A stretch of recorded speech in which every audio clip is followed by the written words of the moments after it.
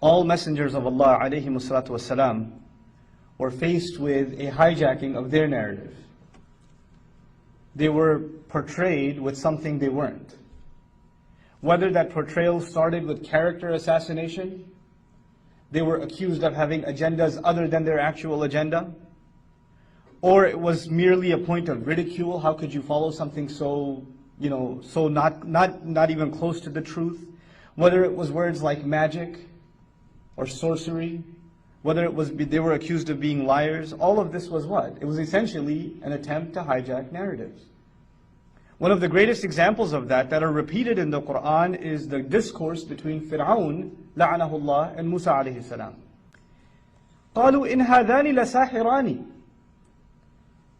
The narrative given by the Mala, the leaders of Fir'aun, the chiefs of Fir'aun, and his ministry, the unanimous press release was, these two are nothing but magicians. What am I talking about? Who's these two? Musa and Harun alayhim as-salam, they're nothing but magicians. But he didn't stop there. يُرِيدَانِ أَن يُخْرِجَاكُمْ مِنْ أَرْضِكُمْ بِسِحْرِهِمَا. They intend to get you kicked out of your land by means of their magic. They're going around to the population and telling them, not only are these guys magicians, so don't be impressed, there's nothing special. On top of that, if you do listen to them, watch out. Their real agenda is to get this land away from you. They'll get you kicked out of your land. These people are a threat to homeland security. This is what they are. Here I want to just ask you to ponder for a moment. This is the same Fir'aun, who in other places in the Quran he says, أَلَيْسَ لِي مُلْكُ مِصْرَ? Don't I alone exclusively own the dominion of Egypt? وَهَذِهِ الْأَنْهَارُ تَجْرِي مِنْ تَحْتِي, and these rivers flow beneath my feet. He used to speak of the ownership of Egypt and his kingdom above it for himself exclusively.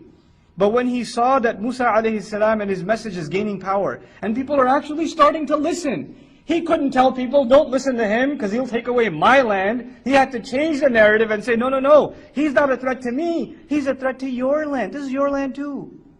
Well, we're all in this together. They weren't in this together before. So if you really love your land, and if it's part of you, it's part of your identity is to love the land that you belong to, and you have any sense of patriotism, then part of your patriotism will be to hate this message.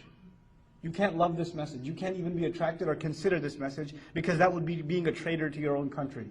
So the narrative is made that either you love your country, you love your people, you love your tribe, you love Mecca, you love your fellow family members of Quraysh, you love your beloved, your glorious history and past, or you consider Islam.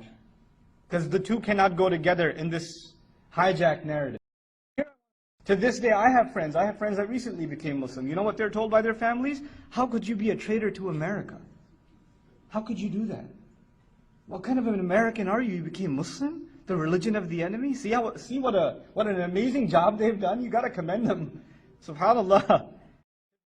That the two things have been made polar opposites. And people are really truly convinced of this narrative. And these two prophets, these messengers of yours, they're going to get rid of your perfect lifestyle that everybody else loves. The whole world wants to be like us, and these people want to get rid of it. وَيَذْهَبَا بِطَرِيقَتِكُمُ الْمُثْلَى. Does that sound familiar at all? SubhanAllah.